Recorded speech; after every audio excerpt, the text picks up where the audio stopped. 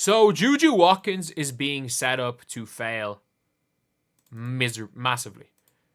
That's all I'm going to say. She is being set up to fail massively. And this is one of those, I think this is almost like she's being treated like she is the Jordan, when the reality is she's not even the best player in her class.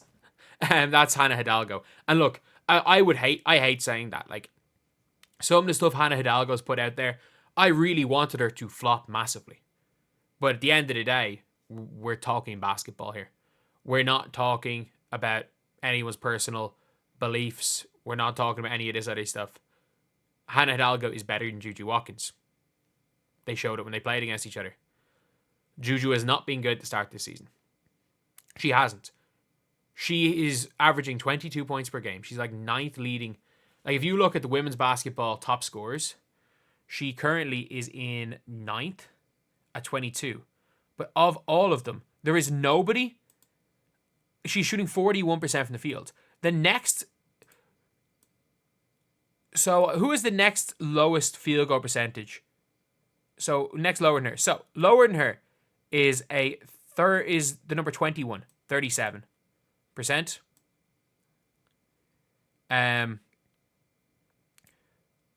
Hailey Van Lith is shooting slightly around the same. Whoever Berry is, but they're both shooting 33% and 29% from three. Not great numbers, but they're much better than Juju Watkins.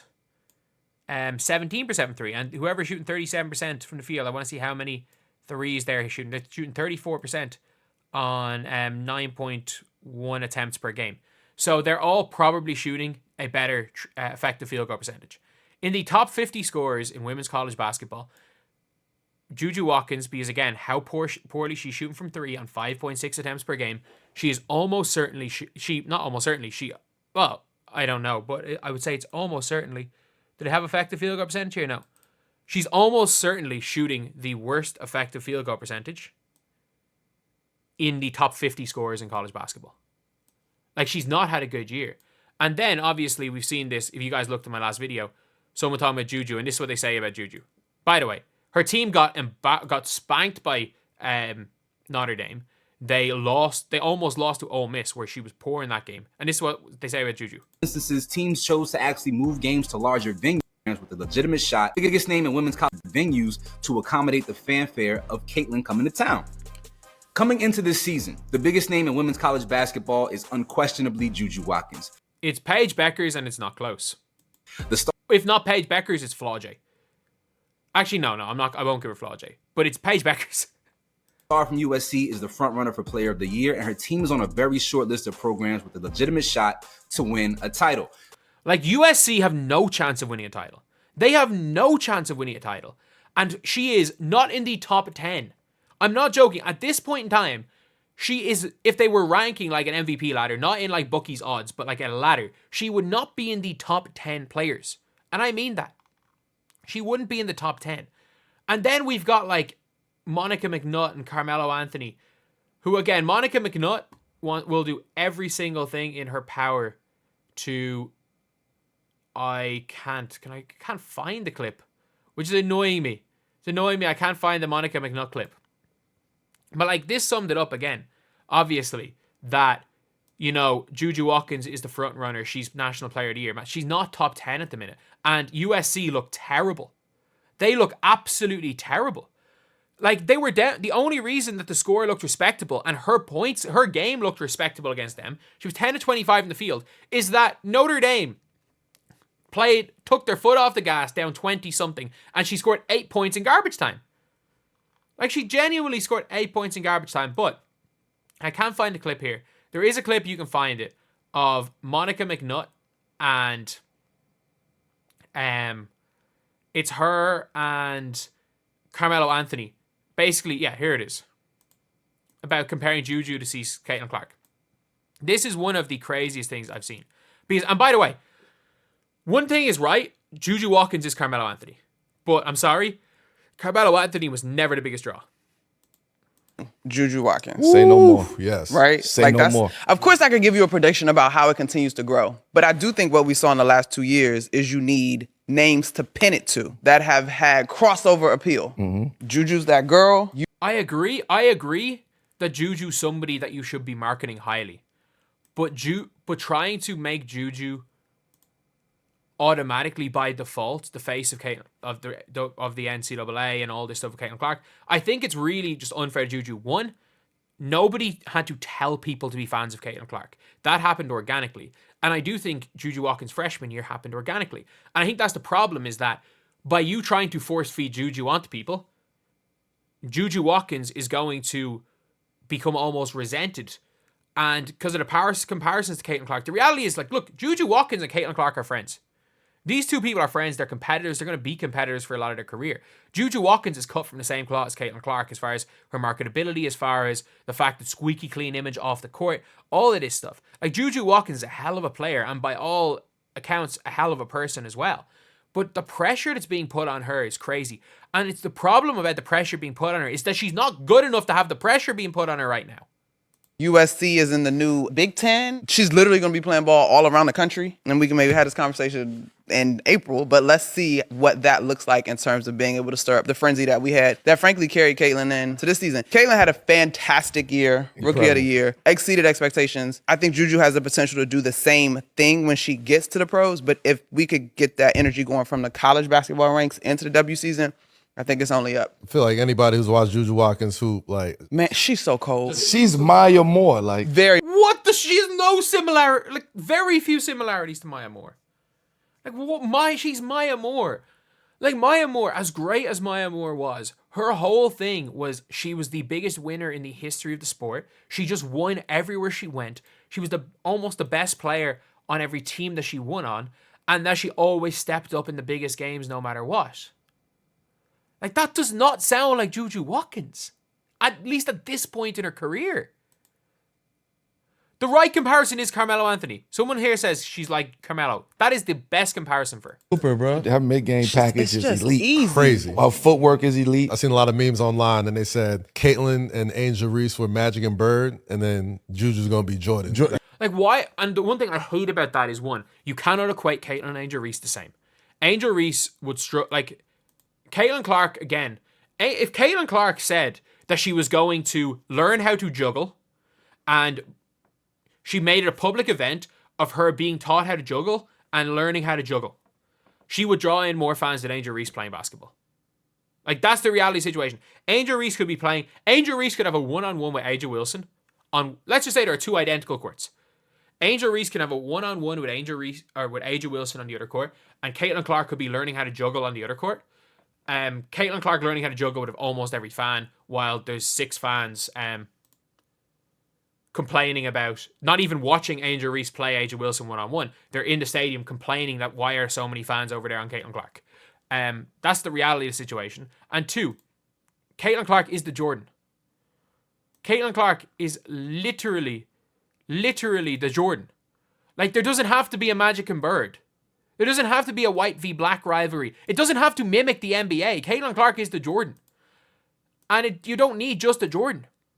The reality is if Paige Beckers comes back and ends up being as good as she was as a freshman in high school, and she ends up being equally as good as Caitlin Clark, and if Juju comes in and is equally as good, none of them have to be the Jordan. They can all grow the women's game. They can all grow the game. We don't need to pit people against each other and like use Juju as a pawn in the let's tear down Caitlin Clark, because the reality is that up to this point in their careers, Caitlin Clark, even in her freshman and sophomore year, was better than Juju Watkins is right now.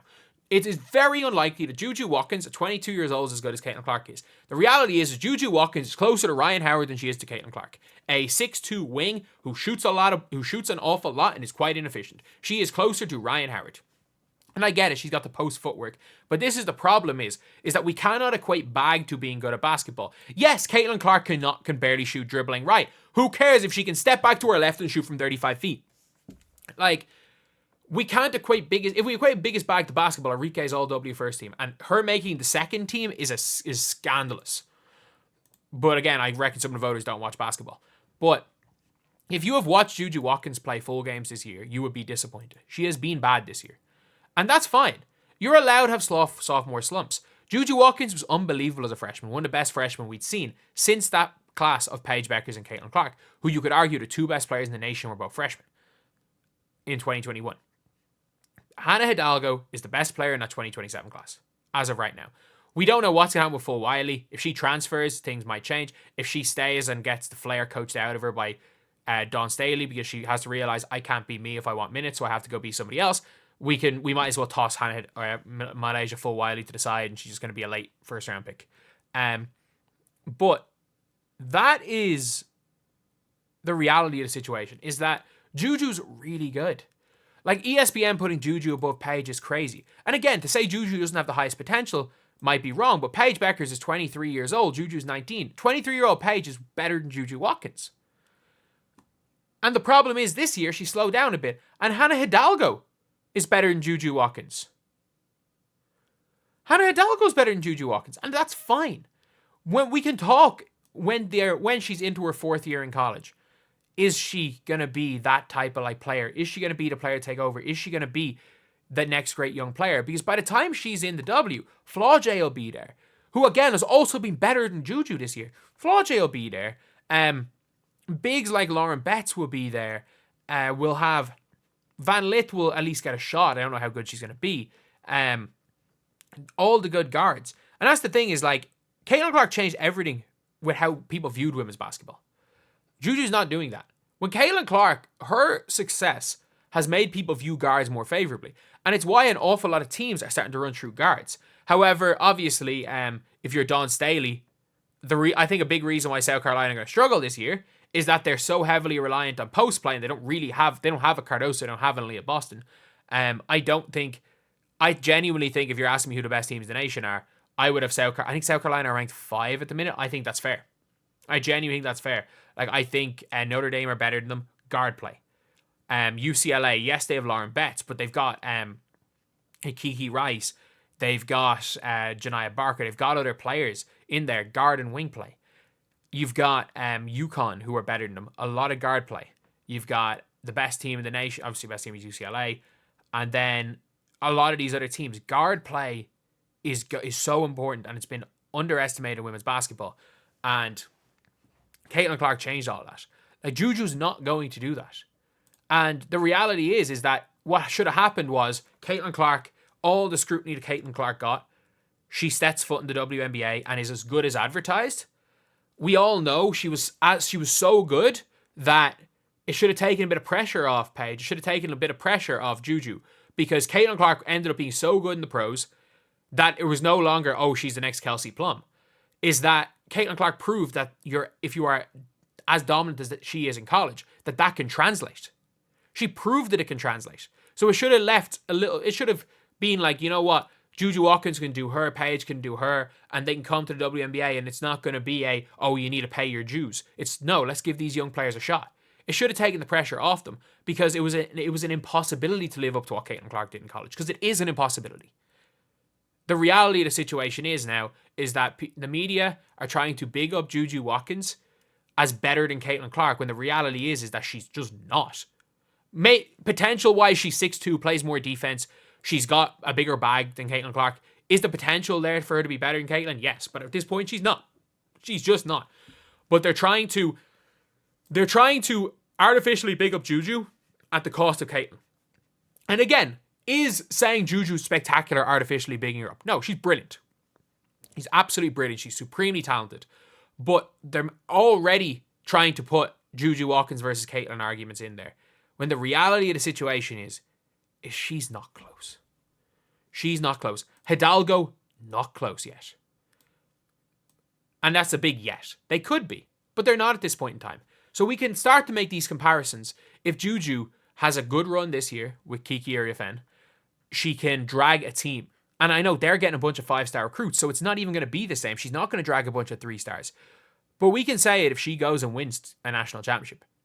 Because then, okay, then we can talk. We can talk, because she has a much better supporting cast than Caitlin Clark had. So she's got to win one before we can even start the conversation. And then if you're Hannah Hidalgo, with how good Notre Dame are, you've got Olivia Moz, you've got Sonia Citron, you got Maddie Westbell coming back. So she's got to do really well. But the problem is no matter how good Hannah Hidalgo is, they'll never promote Hannah Hidalgo, because in fairness, like of off the court stuff. Either way, I'll see you guys.